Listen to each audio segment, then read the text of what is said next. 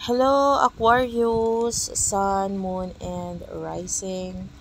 So, ito yung reading, astrological reading for you. Be sure to check um, your sun sign, your moon sign, and especially yung rising sign mo dahil maaaring ito yung magbigay ng message for you. Okay, so this is for December 1 hanggang January 19.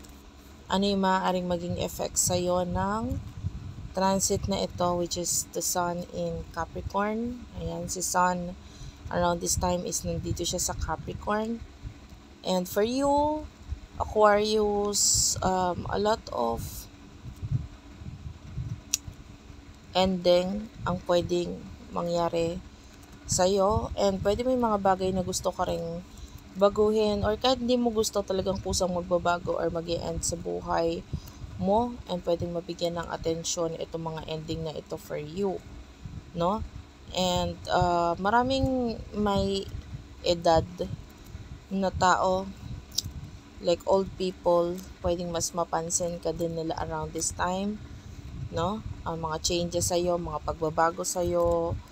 But this is actually not a good, and not a bad thing. Mapapansin ka nila sa mga bagay na maganda, you know.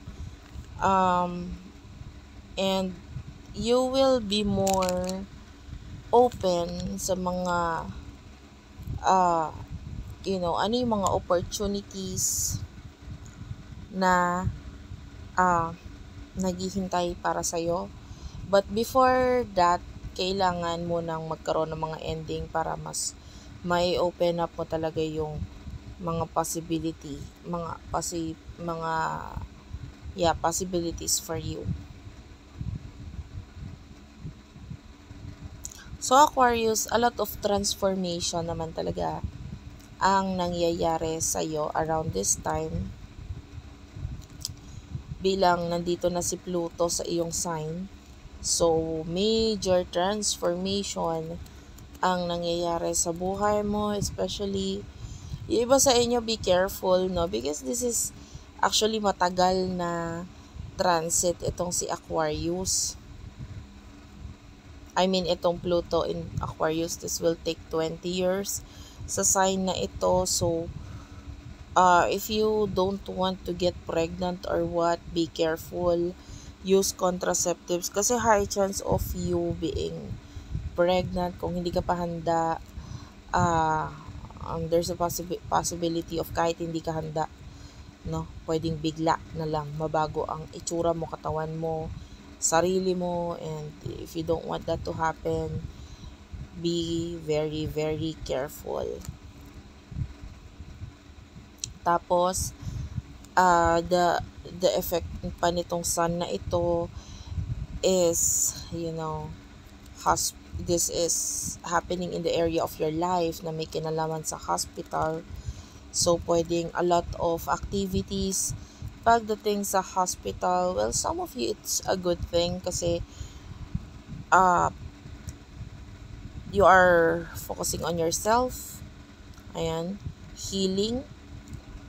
Yung iba naman, kung hindi man ikaw ang may gagawain doon sa hospital because of you, it could be, or because of yourself or your health, it could be because of other people. May mga gagawain sa hospital dahil sa isang tao, sa mga taong naandoon, and you will be like a person na could be tutulong sa kanila or would help them na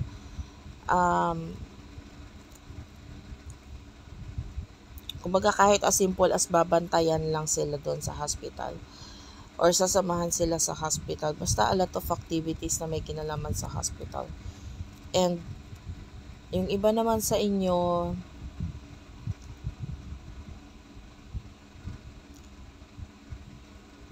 even mental, because this is happening in the area of your life na may kinalaman sa mentality.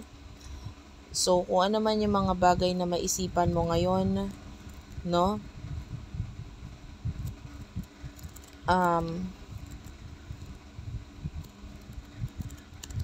just do something, just do something about it, whether it's good or bad. If it's good, then pwede magkaroon ka kasi ng pag-iisip na like activities or hobbies na makakatulong sa'yo para hindi ka naman mabored or hindi maapektuhan yung emotions mo or yung pag-iisip mo sa ngayon. Like pwedeng creating another hobby or learning new hobby na could help you naman, 'di ba? And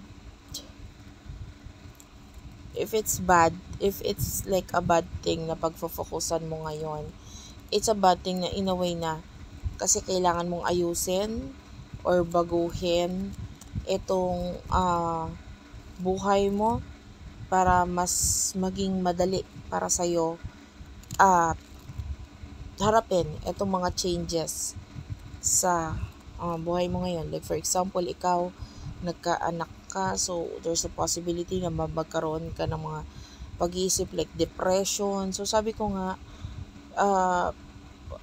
kung ano man yung mga changes sa buhay mo, whether good or bad, mas maganda kung i-shift mo yung focus sa something na mas makakatulong para sa'yo. Para mas mag-grow ka spiritually and matulungan mo rin yung sarili mo na maging at peace. Dahil dito sa mga major transformation na ginagawa nito sa buhay mo. Okay? Especially sa sarili mo, sa katawan mo, sa buhay mo. Okay, so that's it for you. Thank you for watching, guys. Hopefully, nabigyan kita ng message. At by the way, if you're finding love, high chance na ito ay makita sa malayo or sa foreign land, somewhere na malayo sa'yo, or you can fall in love with a person who is older than you. Okay?